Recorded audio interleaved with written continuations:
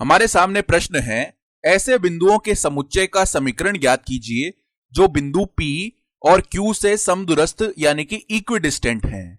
तो अंतरिक्ष यानी कि स्पेस में हमें ये दो बिंदु दिए गए हैं।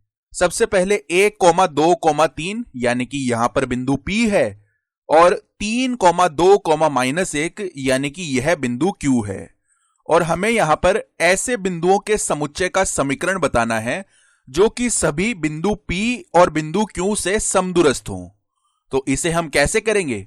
मैं कहूंगा कि आप एक बार इस वीडियो को पॉज कीजिए और स्वयं से इसे करने का प्रयास कीजिए।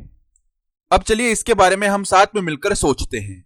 तो यहां पर समदूरस्थ का अर्थ होता है समान दूरी वाले, यानी कि हम जिन बिंदुओं को ढूंढ रहे हैं वे बिंदु P और बिंदु Q से समदूरस्थ हैं, यानी उनकी दूरियां बिंदु P और बिंदु Q से समान आने वाली हैं। तो इसका मतलब है कि हम यहां पर दूरी सूत्र यानी कि डिस्टेंस फॉर्मूला का उपयोग कर सकते हैं।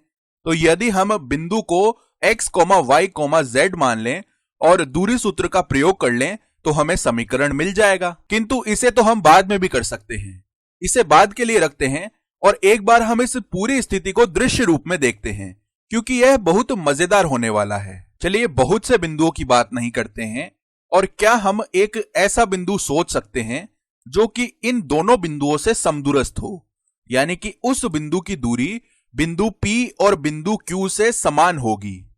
तो क्या आप ऐसा बिंदु सोच सकते हैं? चलिए हम साथ में मिलकर इसे देखते हैं। वह बिंदु जो इनके मध्य में आ रहा है, अर्थात तो बिंदु P और बिंदु Q का जो मध्य बिंदु होगा वह निश्चित रूप से इस सूची में आने वाला है। तो चलिए इनका मध्य बिंदु लिख लेते हैं। तो उसके लिए पहले हमें 1 + 3 में 2 का भाग लगाना होगा, अर्थात 1 और 3 का औसत लेना होगा। तो वह हो जाएगा 4/2 यानी कि 2। इसी प्रकार 2 और 2 का योग करके 2 का भाग लगाएंगे यानी 4/2 यानी कि 2, और 3 और -1 का योग करेंगे तो 2 मिलेगा और 2/2 यानी कि 1। तो हम कह सकते हैं कि इनका मध्य बिंदु निश्चित रूप से दोनों से समदूरस्थ है। तो यह एक बिंदु R आ जाने वाला है जिसके निर्देशांक 2,2,1 हैं। तो चलिए इसे हम यहां लेकर आते हैं। तो यहां पर यह जो बिंदु है इसको एकदम मध्य में लेकर आते हैं।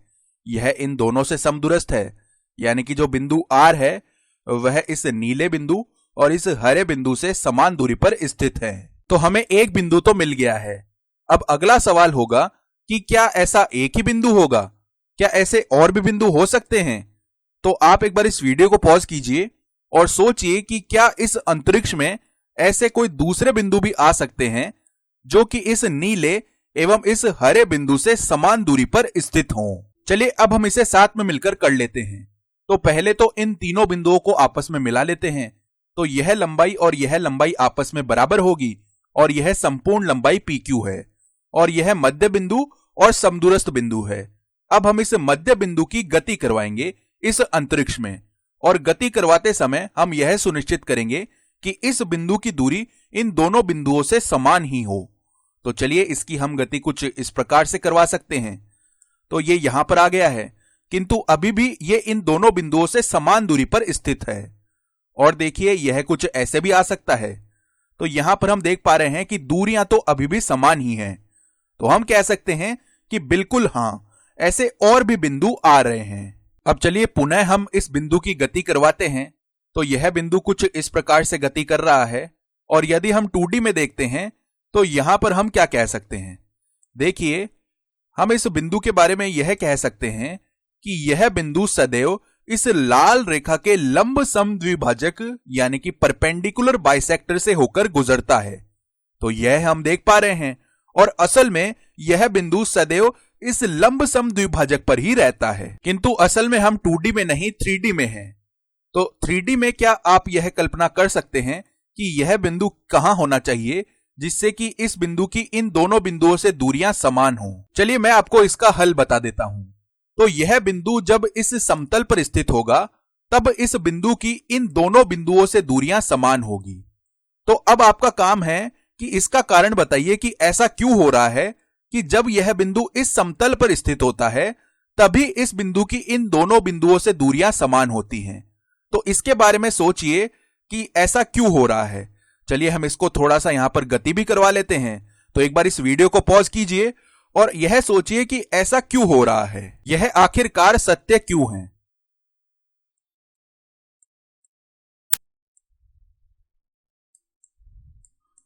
चलिए अब हम इसे साथ में मिलकर कर लेते हैं। चलिए इसको हम इस कोण से देखते हैं।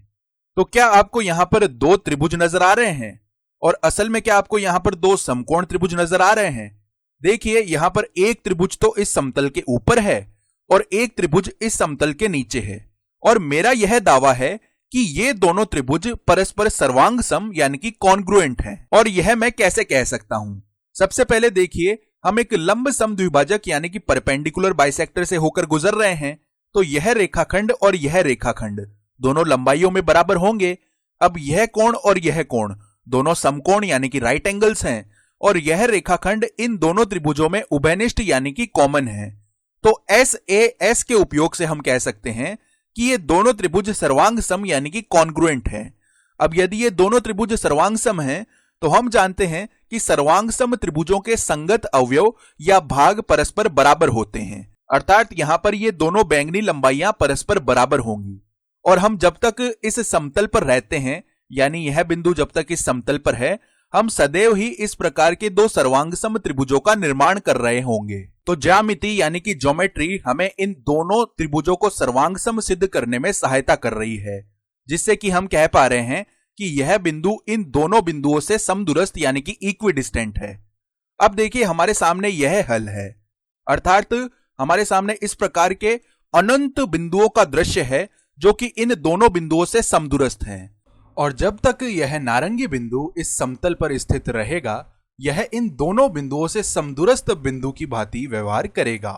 अब चलिए हम हमारे दूरी सूत्र यानी कि डिस्टेंस फॉर्मूला का उपयोग कर लेते हैं और इस समतल का समीकरण ज्ञात करने का प्रयास करते हैं। अब हमें जो कुछ भी मिल जाए, हमें तो ऐसे बिंदुओं के समुच्चय का समीकरण ज्ञात करना था जो इन दोनों बिंदुओं से समदूरस्थ हो, और वह समीकरण ही इस समतल का समीकरण होगा। चलिए इसे हल कर लेते हैं। तो जब तक त्रिभुज समद्विबाहु यानी कि आइसोसेलेस रहता है, तब तक हम समदूरस्थ रहेंगे, और यहां पर यही तो हो रहा था। अब चलिए हम मान लेते हैं कि बिंदु R जिसके निर्देशांक x, y, z हैं, वह सदैव P और Q से समदूरस्थ है। तो अब हम दूरी सूत्र का उपयोग कर सकते हैं। तो इस बिंदु R की यदि हम बिंदु P से दूरी लिखते हैं तो देखिए वह क्या आ जाने वाली है, PR² हम लिख रहे हैं तो वह आएगी x माइनस 1 का स्क्वायर प्लस y माइनस 2 का स्क्वायर प्लस z माइनस 3 का स्क्वायर। और इस दूरी को हम इस प्रकार वर्ग करके लिख रहे हैं, यानी कि PR का स्क्वायर लिख रहे हैं, क्योंकि आगे हम इसको बराबर रखने वाले हैं। अब इसी प्रकार इस बिंदु R की हम बिंदु Q से दूरी लिख लेते हैं तो वह देखिए क्या आ जाएगी। यदि हम QR² लिखते हैं तो x माइनस 3 का स्क्वायर प्लस y माइनस 2 का स्क्वायर प्लस z माइनस -1 यानी कि z प्लस 1 का स्क्वायर। अब हम जानते हैं कि PR और QR आपस में बराबर होंगे, तो इनके वर्गों को हम आपस में बराबर रख सकते हैं। तो चलिए इनको बराबर हमने यहां पर रख लिया है। और देखिए y माइनस 2 का स्क्वायर तो दोनों पक्षों में से ही कट गया है। अब इसके बाद चलिए इनका विस्तार करके इन्हें लिख लेते हैं तो हमें यह मिल जाएगा। यहां पर देखिए x² प्लस z² दोनों पक्षों में आ रहा है, तो ये तो कट जाएंगे। उसके बाद जो अचर पद 1 व 9 है, वे भी देखिए यहां पर 1 व 9 हमें दिख रहा है, तो ये भी दोनों पक्षों में से कट जाएंगे। तो हमारे पास में देखिए क्या बचेगा, माइनस 2x माइनस 6z बराबर माइनस 6x प्लस 2z। चलिए इनको पुनर्व्यवस्थित करके लिख लेते हैं तो हमें मिल जाएगा 4x बराबर 8z, यानी कि x बराबर हमें 2z मिलेगा। अर्थात y निर्देशांक तो यहां पर कुछ भी हो सकता है, किंतु x बराबर 2z सदैव ही यह स्थिति हो रही होगी, यानी कि यह बिंदु इन दोनों बिंदुओं से सदैव समदूरस्थ यानी कि इक्विडिस्टेंट आ रहा होगा। अब प्रश्न में तो हमें इतना ही कहा गया था कि उन बिंदुओं के समुच्चय का समीकरण ज्ञात करें जो इन दोनों बिंदुओं से समदूरस्थ है, यानी कि हम केवल इतना ही करते और यहां पर इनको दृश्य रूप में नहीं देखते तब भी हमारा काम बन जाता। किंतु अब जब हमने इनको दृश्य रूप में देख लिया है तो हमें यह इंट्यूशन प्राप्त हो गया है कि ये समीकरण हमें 3D में क्या बताते हैं, और हम इसके बारे में बहुत जल्द विस्तार से बात करेंगे। मैं आपसे वादा करता हूं कि हम किसी दिन समतलों यानी कि प्लेन्स के समीकरण पर वीडियो बनाएंगे।